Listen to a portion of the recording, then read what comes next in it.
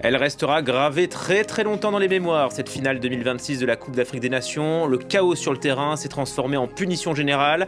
La Confédération africaine de foot a décidé de retirer la coupe aux Sénégalais 2 mois après le match.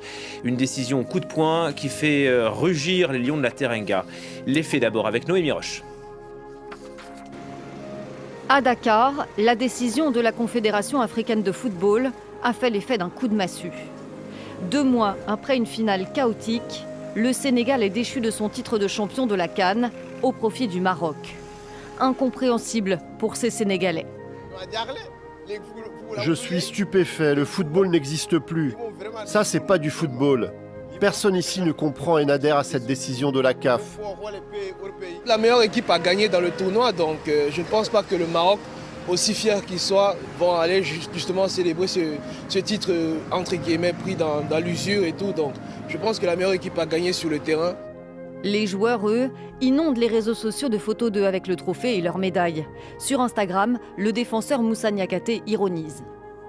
Venez les chercher, ils sont fous eux. Indignation également chez l'un des plus grands spécialistes du football africain, l'ancien entraîneur Claude Leroy.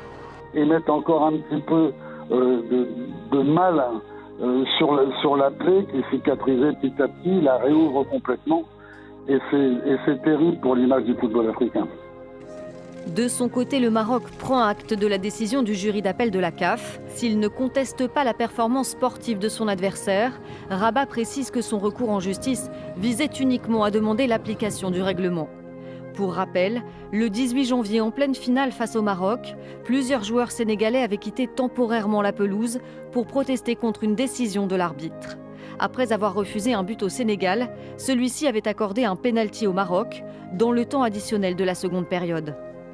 Dans le chaos, le Sénégal s'était finalement imposé 1-0. 2 mois plus tard, le feuilleton est loin d'être terminé. Furieux, le gouvernement sénégalais pointe désormais des soupçons de corruption au sein de la CAF et réclame une enquête internationale. Voilà, et on vous propose pour votre rendez-vous Afrique une page spéciale. Nous serons en direct de Casablanca avec François Humé, Ferkat Hadji, mais aussi Liman Dao à Dakar et Benoît Perrochet. Revenons avec vous, Benoît, sur le déroulé des faits. Le communiqué est sorti hier soir. Oui, un communiqué qui a été publié très tard dans la soirée par la Confédération africaine de football. Espérait-il, ces gens de la CAF, que ce communiqué passe sous le radar?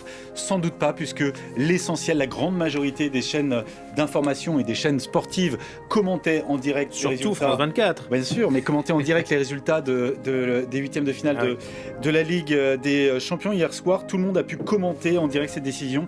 Les réseaux sociaux se sont immédiatement emballés. C'est du jamais vu, en tout cas dans l'histoire d'une compétition internationale. Réattribuer le titre 2 mois après une finale, 58 jours après ce fameux 18 janvier, décision dont on n'a pas fini d'entendre parler. Alors pour bien comprendre ce qui s'était passé, replongeons-nous dans ce jour du 18 janvier dans le stade de Rabat. Absolument, le stade Moulay Abdellah qui accueillait cette finale de rêve, cette finale de prestige entre le Maroc et le Sénégal. Une finale que tout le monde annonçait, que tout le monde espérait depuis le début de cette compétition. Plusieurs joueurs sénégalais qui avaient quitté la pelouse pendant un bon quart d'heure lors de la finale sur demande du sélectionneur Pape Thiaw que vous avez ici à l'image, et ce pour protester contre une décision de l'arbitre qui, après avoir refusé un pénalty au Lions de la Teranga, avait accordé dans le temps additionnel en seconde période un pénalty au Maroc. On connaît la suite, la panenka ratée de Brahim Diaz et le but inscrit par Pep Gueye en prolongation pour donner le titre au Sénégal. Des incidents sur le terrain, sans revenir sur ces fameux aussi incidents avec la serviette du gardien sénégalais que plusieurs joueurs marocains avaient tenté de subtiliser. Incident également en tribune. Oui, absolument, avec de vrais gros échauffourées entre supporters sénégalais et stadiers. D'ailleurs, l'appel de 18 supporters des Lions de la Teranga emprisonnés après la finale et condamnés à des peines allant de 3 mois à 1 an de prison pour hooliganisme, eh bien ce procès-là a été reporté au 30 mars. Fin janvier, la CAF avait prononcé des sanctions étrangement légères, étant donné la gravité de ces incidents diffusés et repris dans le monde entier. Les 2 équipes qui avaient quand même porté préjudice à l'image du foot africain. La CAF qui avait infligé une série de sanctions disciplinaires, dont des amendes s'élevant à plusieurs centaines de milliers d'euros, fédération des 2 pays pour comportement antisportif et violation des principes de fair play.